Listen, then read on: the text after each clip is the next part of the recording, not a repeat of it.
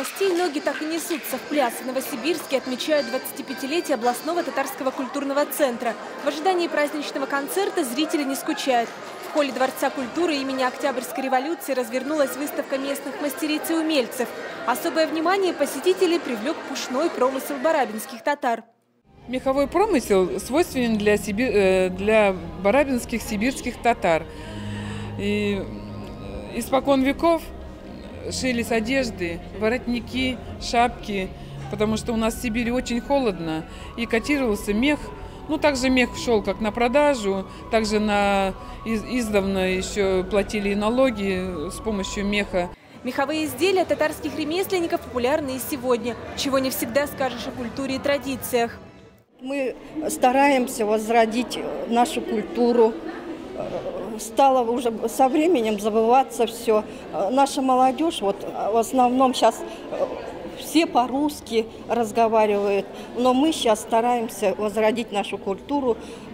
Совместно с татарским центром работаем, приезжаем на фестивали, на татарские. В рамках юбилейного мероприятия состоялся семинар по обрядовой культуре татарского народа. Здесь ведется активная работа с районами компактного проживания татар.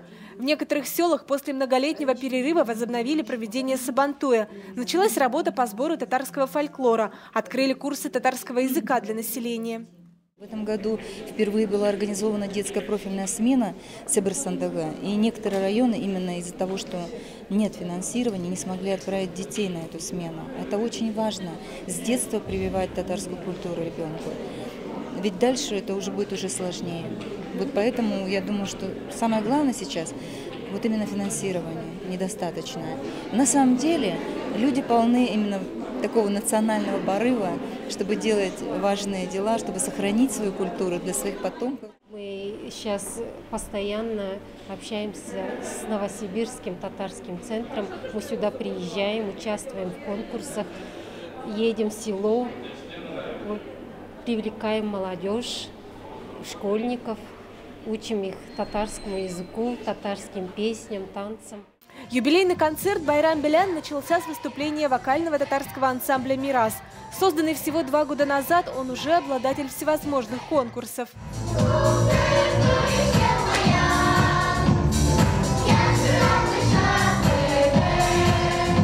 Работа с молодежью – вот чем гордится татарский культурный центр Новосибирской области.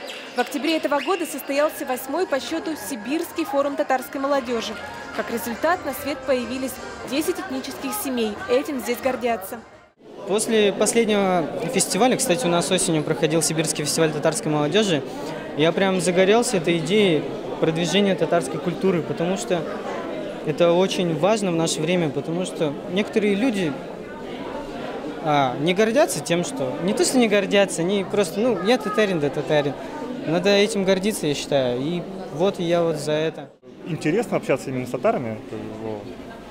С русским населением мы постоянно сталкиваемся. Видите ли, еще такой момент. Я сам родом из села. И у нас в деревне всегда было, что улица практически все татары. Наверное, 50%. И родная речь всегда была слышна. Общались. Здесь с этим немножко сложнее, в Новосибирске тем более. Вот, это не Казань. О том, что дело, начатое 25 лет назад, будет иметь такие плоды, эти аксакалы и не думали. Они создавали татарский культурный центр, чтобы будущее поколение не забывало о корнях. Изначально это культурный центр организовал мой муж Баязитов Гумар Мингазович. У нас и самодеятельность, и учителя были, и мы преподавали на татарском, на арабском языке, приходили, преподавали, молодежь приходила. И очень было много народу. Я в татарском культурном центре участвовала 11 лет. Была я ведущая, была я юмористка, и иногда и песни спела. Ездили мы раньше на концертами Павлодар ездили,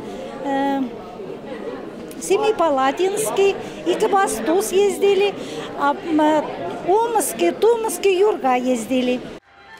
Поздравить татарский культурный центр Новосибирской области приехали друзья из разных регионов России. На торжественной церемонии состоялось вручение памятных знаков и медалей от Всемирного конгресса татар. София Хайруллина, Рамиль Нигматуллин, ТНВ, Новосибирск.